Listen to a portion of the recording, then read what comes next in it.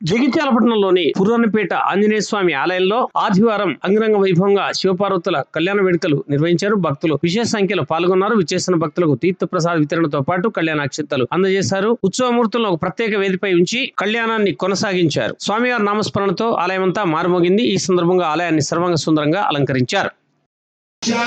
ఆది దంపతులలో తన భార్య అన్నపూర్ణ స్వరూపంగా భావిస్తాడు కాబట్టి భిక్షాందేహించవారది ఏ భర్త అయినా కానీ మానవుడు విష్ణు పరమాత్మ మరి మానవుడేదయ్యాడనే పెద్ద భూతాలు అనేకమైనటువంటి భేతాల గణాల్లో దిగంబరంగా నాట్యం చేస్తూ ఎదుర్కొంటూ ఒక ఆయన ఉన్నాడట. ఆయన చూసి ఇతడైతే కాదు కదా అన్నారట. ఆయనే అమ్మాయి అన్నాడు.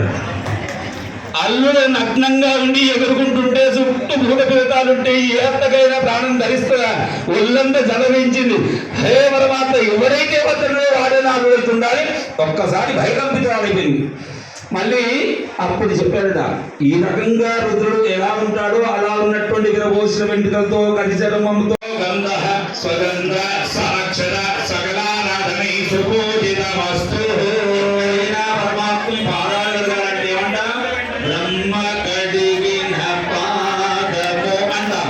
కానీ ఇక్కడ బ్రహ్మ ఎవరు కడిగాడయ్యా? తండ్రి విష్ణు పరమాత్మ కడిగాడు. కాకపోతే ఇక్కడ సాక్షాత్ శ్రీ విష్ణు నేత్రార్చిత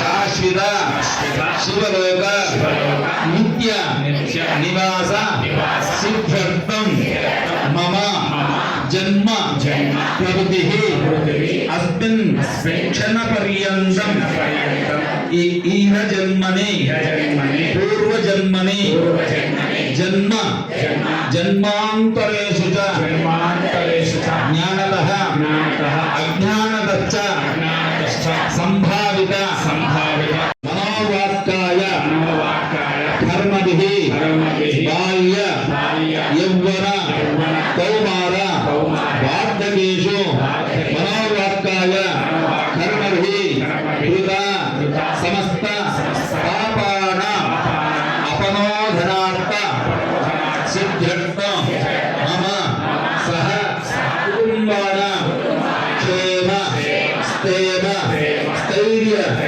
ధైర్య ఐశ్వర్య సిద్ధ్యర్థం షోడశదాన అంతర్భూత సాలంకృత సహిరణ్యోదక కన్యాదానం